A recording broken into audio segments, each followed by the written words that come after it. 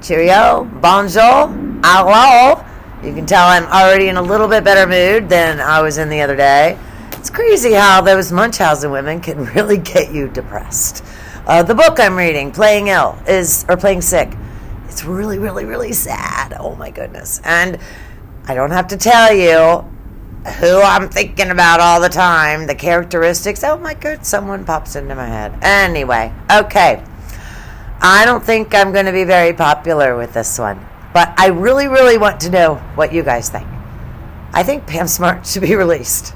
Goodness, she's been in since 1992, 30 years. She never pulled a trigger. I understand that if for not what she did, Greg Smart possibly would still be alive.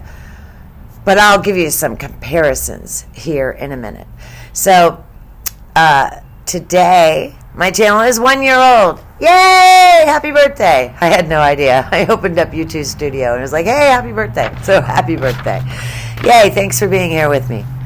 Okay, I've already talked about Pam Smart. You guys know the deal. It happened in 1990. Pam was born in 1967, so she's 3 years older than I am. She's 54 right now. I'll be 55 in August. She met Greg in 1987. She was a college student, and Greg was not. And that just in itself kind of surprises me that she continued that relationship. But she was into the long hair, the hairband. You know, you remember that Hot for Teacher? I sang it on another video because I'm an idiot. They got married in 1989. The murder occurred before their 1 year anniversary. However, before their 1 year anniversary, Greg cheated on Pam. And so what did Greg do to ease his own guilt? He told Pam. What a great guy, huh? Seriously, when you do something, when you wrong someone and they don't know about it, the only reason you're telling them is to ease your own guilt. You didn't give that person an ounce of peace. You just stressed them out. So think about things. Hey, don't wrong someone. Don't cheat. To me, that's the easiest thing. Just don't cheat. But that wasn't admirable of him. It was eating away at him. And so, how did he relieve that? He cleared his conscience. Well, okay, so that drove Pam crazy. Probably drive me crazy too. I don't play that game. I always told my men, if you need some strange, go get it and stay. It's just not my thing.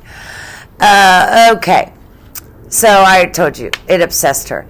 She's a high school, the media person in the high school, and she meets these troubled 15 and 16-year-old kids, starts having sex with 15-year-old Billy Flynn, and by the time he was 16, he did the nasty deed. However, let's talk about these guys. Okay, William Flynn, Billy Flynn, 1992. This is when all the sentencings happened. He was sentenced to 40 years. Oh, no. He was sentenced to life in prison with parole eligibility after 40 years. Excuse me. And assuming he had good behavior, he could get 12 years knocked off that. So he can get parole eligibility after 28 years. So after Billy served 16 years in prison, he appealed to the courts for a sentence reduction. And he says he was not going to do that until he had spent as much time in prison as he had served being a free man. So he had been free for 16 years. He served 16 years, and he asked for a sentence reduction. Okay, the Greg Smart's family totally opposed it. That reduction was denied. However, what they did was they said, well, we'll give you 3 more years off for good behavior. So he ended up getting out 3 years earlier because of that appeal. Patrick Randall and Vince Latimer. Those were the 3 boys that went into the house. And then there was another dude who sat in the car. And that dude served some time too. And he served significant time. I think 15 years. Patrick Randall, Billy Flynn's the one who held the gun. And apparently he said, "God forgive me," and pulled the trigger. Sit for a second and think that. Can you even imagine? Oh my goodness. Oh. Patrick Randall and Vince Latimer just stood there with him, and Patrick Randall got the exact same sentence, and he ended up being released on the exact same day that Billy Flynn was released. And that was a mere coincidental thing. The last dude, Vince Latimer, he ended up serving 15 years in prison. Now, he got a better deal, but his father is the one who solved the crime. Vince Latimer took the gun from his father. His father noticed something was off with the gun, or the gun was gone. I don't remember the exact details. But his dad called the police and said, "Hey, I have a .38 that's missing, and my kid knows this teacher." And so that busted the whole case open. And I will tell you that if my daughter Ashley committed a crime, any crime, I would also turn her in. Ashley, if you're watching, don't murder someone and use me as your alibi, because it ain't gonna work. Nobody use me as your alibi. I won't do that. Sorry. But so that's why Vince Latimer ended up getting a little bit less time. Here was something as I was doing my research for how much time women are sentenced in prison versus men. Men kill strangers 25% of the time. So, for every 4 murders a man commits, 1 out of 4 of those murders are against a stranger. For women, every 16 people who are murdered by a woman, only 1 is a stranger. And that's 0.062. So it's barely 1%, slightly over 0.5%. And to me, I just found that interesting, that I guess the men are out robbing people, and I'm going to assume a lot of those murders, those stranger murders, are accidental. I mean, if you know what I mean, they were committing a crime and then the dude died. But, so let's look at some other prominent women who have murdered people. And no, I'm not talking about Hillary Clinton, but isn't it odd that 73 people who have affiliations with this woman have suicided themselves? I think it's called Arkansaside. So no, I'm not talking about Hillary Clinton. Goodness. Let's bring up Clara Harris. Remember her? Texas. She was a dentist. Her husband was cheating on her. She had hired a PI to follow the husband. The PI calls and says, "Okay, the husband's at the Hyatt here on Main Street." Clara goes there, sees the husband and the mistress in the parking lot, and takes her Mercedes and drives over the husband. I don't know why I'm laughing. Isn't that terrible?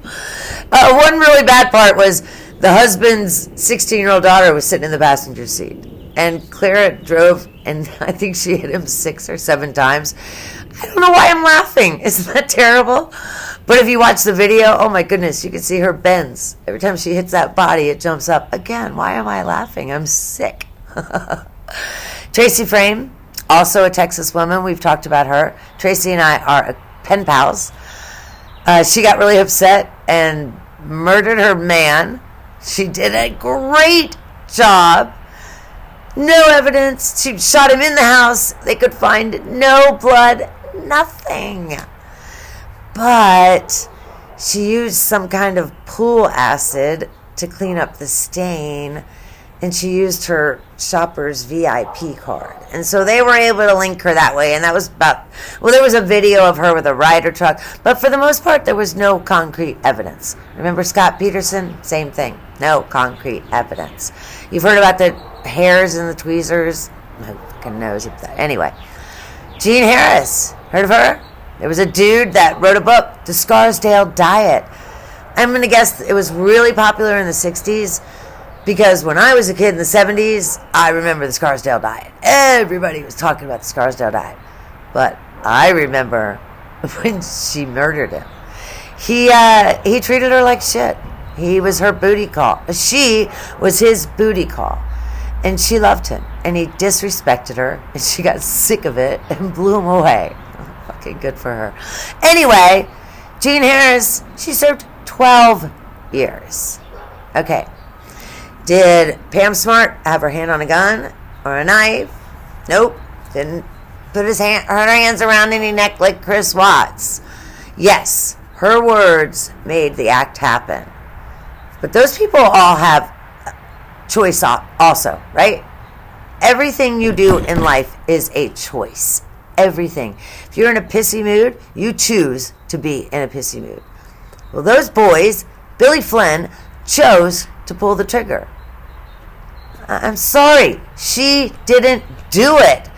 Life without parole? That's ridiculous. Okay, if you agree with me, please let me know, because I almost want to start a letter writing campaign. This is ridiculous. I'm writing Lacey Spears. She's the most recent Munchausen mom. And that's how I'm going to get her into writing me back. I'm going to say, look, I have a YouTube channel. We can write letters. You're going to be up for parole in 2034. We can help. Tracy Frame will be up for parole in 2024. Statistically, she's not going to get out in 2024, but she'll get another parole hearing 2 years later. Statistically, she's going to get out in 2026. All you have to do is express remorse. Tracy has expressed remorse. She expressed remorse from the very first letter I received, I'm sorry. And she and I wrote for many, many years. I haven't written her in probably a year. I'll write her again. But from day one of her contact with me, she wrote, I was a dumb bitch. And I think that's part of why I continued to write her. I appreciated it. Shelly Michael, you know, the whore in West Virginia who drugged her husband up with rock uranium, killed him, and then burnt the house down. She's up for parole after 20 years. And she's not going to get it unless she admits guilt. And here, 2004, 18 years in. No, it was 2006. 16 years in. She's still denying it. You're going to have a parole hearing in 4 years, Shelly Michael. You got to own it. Because if you own it a week before that, they're not going to think you're genuine. Okay. If you're still watching right now, you know I am shocked. Thank you. I'm glad you're here. It's awesome that you're here with me on my 1-year birthday. Hit like, hit subscribe, tell your friends about me, and remember, God bless America.